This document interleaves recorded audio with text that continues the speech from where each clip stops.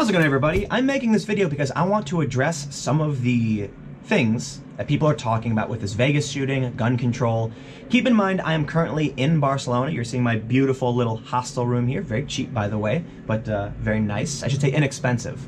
And currently there's a general strike going on. So there's gonna be a big event later, but I wanted to take some time out of my day to address a lot of what's been talked about in the media and on social media. First, I wanna just go right at the conspiracy theories, the insinuations of false flag attacks. Is there a lot we don't know at this attack? Yes. Is it unusual? Yes. This guy was an old, retired, wealthy individual with no priors and no political affiliation that we know of, no ties to international terror, so the whole situation is very strange. Does that mean it's a conspiracy? No. There are several videos circulating in which people are saying they see gunfire coming from the 4th or 10th floor. This is interesting and strange because we know that the shooter was on the 32nd floor. So why this is, I don't know, but just because these videos exist does not imply a false flag or a conspiracy. It is something interesting to keep in mind. These videos are out there. There's several of them. I've watched them. But there's been some explanations. Maybe it's the reflection of muzzle fire, or the flashing you're seeing might not actually be muzzle fire. People keep saying that, you know, the initial reports, we heard multiple shooters. And if we're seeing these flashes from another window, then it must be true. There must have been someone else shooting. But one thing you need to consider is that light and sound travel at different speeds. So from the distance at which people are filming and where this person is shooting from, you're going to see flashes and sound probably out of sync. Another thing that happens is that sound will echo, will ricochet off certain surfaces or buildings and bounce back. This often makes it hard to determine exactly where gunshots are coming from, but it also will create a repeating sound, right? You'll hear 1 or 2 shots for one shot. This could make people believe there are bullets coming from different angles or more than one shooter.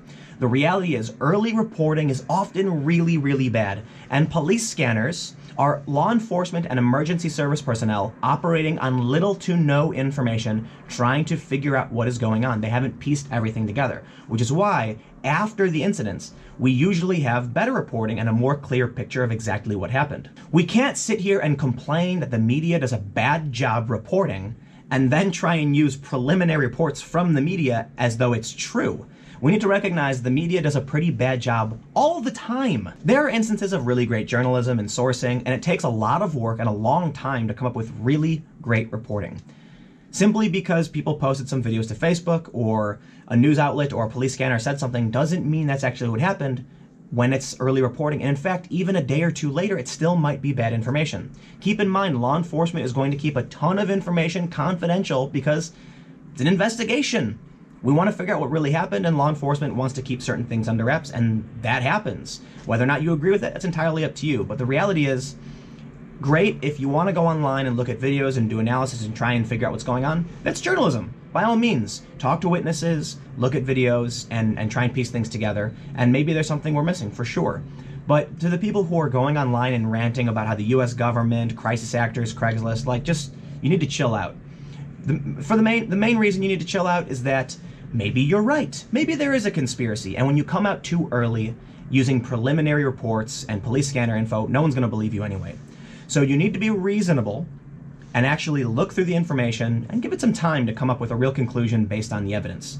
And this may include some or none of the reporting, but the main point is we should not be jumping to conclusions about what happened. And this is true for the official reporting as well. Take everything with a grain of salt. Don't immediately trust anybody. Now, there's a graphic circulating that says gun murders per 100,000 citizens. And it shows that the US is this really huge bar, and there's a bunch of teeny little bars after it. And they're trying to insinuate that the United States is just the worst when it comes to gun violence. There's an article from The Onion that gets shared whenever this happens, and it says, "No way to prevent this, says only country where this routinely happens." I'm not a big fan of this rhetoric. First, that graph is intended to push a political agenda. Certainly, they're not comparing the US to every single country. They've chosen a select few group of countries to compare the United States to, in which you could easily take a graph of some uninhabited island and say, oh, look, the United States has infinitely more murders than the island of Tuvalu, for instance. Comparing the US to a handful of countries should not be how you base your opinions. So I went on and looked at gun deaths, not just gun murder. And I posted this graph where you can see that the US it's still it's still very large. There's 10 gun deaths about per 100,000 residents, but certainly South America has almost all of the top 10 countries for the highest rates of gun death. Now, gun death includes suicide, it includes justifiable killings, and I'll even say justifiable killings in quotes.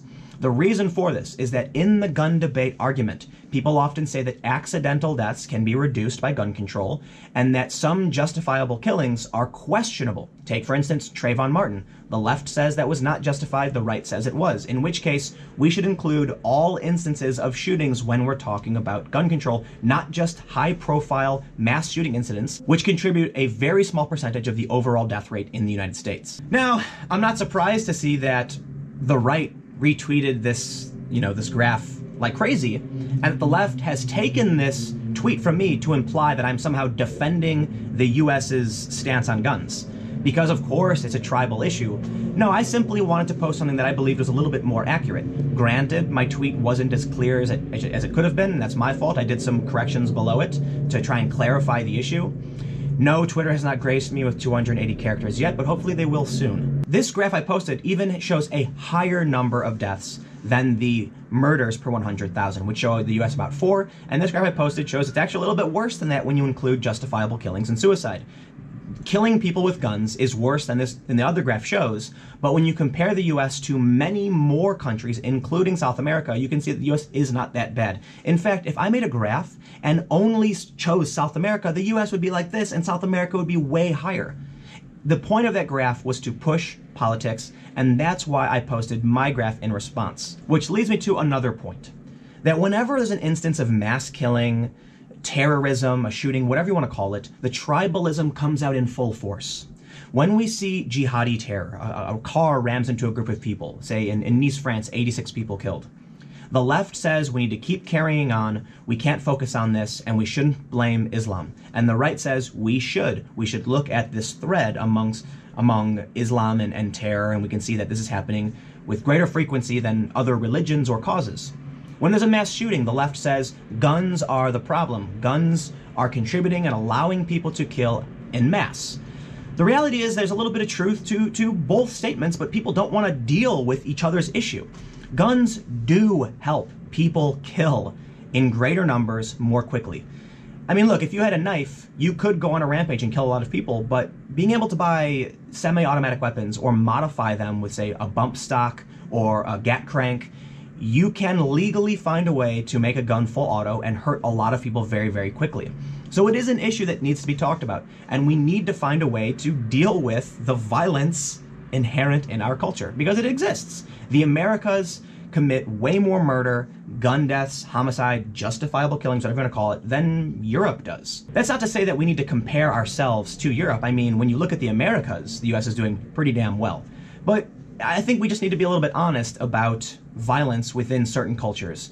And although the US does have, I believe it has the highest rate of gun ownership per capita, we are nowhere near the highest rate of gun death. We're high, we're decently high, but there's many, many more countries with much more gun death, murder, etc. And they have way less guns per capita, per person per capita.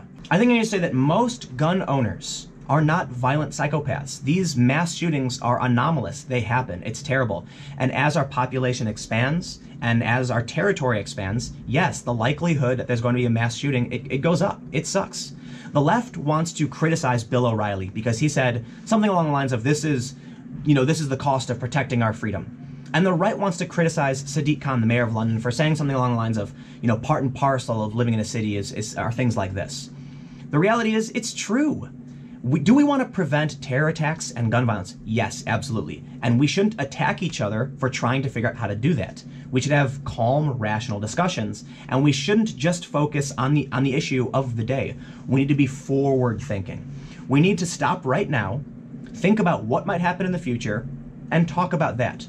But instead, it's reactionary. There's a terror attack. Immediately the right flares up and says we need to deal with this, and the left says, no, we need to move on. We can't let the terrorists win. There's a gun shooting. A guy uses high-powered, fully auto guns, however he got them, I don't know, to kill a group of people, and the right says, oh, they just want to take all of our guns away, and it's, some people are saying it's a false flag to take away our guns. There's something that I've talked about before that I call the scaling problem. And I think it's important to know about when we're talking about acts of terror and really anything. Let's say, for instance, that you have 100 cell phones and 1% of those phones break. That's one phone. So when people hear that one phone broke, they're like, wow, one person's phone broke, that sucks. Oh well, it's only one phone. But let's say you have 100,000 phones and 1% of them breaks. Same percentage of broken phones, but now you have 1,000 people all screaming their phones are broken. Immediately people say, whoa, 1,000 people are screaming about broken phones. That's a lot of people. So people are more likely to be alerted by a problem when we hear about it more often, but it could be the same margin. So when we look at issues of mass shootings, we have a very large expanding population. We have expanding territories, in which case the likelihood that we hear about a mass shooting is going to go up. If we have, for every 100,000 people, 10 gun deaths, the more people we have, the more we're going to hear about gun deaths because they will happen more frequently. In which case people are going to assume it's getting worse when it's either staying the same or getting better. And this is the same for terrorism. We immediately assume everything's getting worse because we hear about it more. And you also need to consider that as communication technology expands, the impact from these stories will expand with it. So it's not just that the margin of deviation is staying the same, maybe getting better, maybe getting worse, but that we hear about it more and more people are talking about it, compounded with technology to spread that information further and faster, and we immediately assume everything's as bad as it could ever be. But let me know what you think. Comment below. We'll keep the conversation going. You can follow me on Twitter @TimCast. If you'd like to support my work, you can go to timcast.com/donate. Give whatever you'd like, give nothing at all. My videos are always free and available every single day at 4 p.m. Keep in mind, I am currently on the ground in Barcelona. There's an independence thing going on. We just had a referendum. The region voted to separate from Spain. We don't know what's going to happen next, but we're hearing a declaration of independence is coming. So I will be on the ground reporting live through Twitter and on YouTube. Stay tuned. Should anything change, I will have that information up as soon as possible. And if all else fails, I'll see you tomorrow at 4 p.m.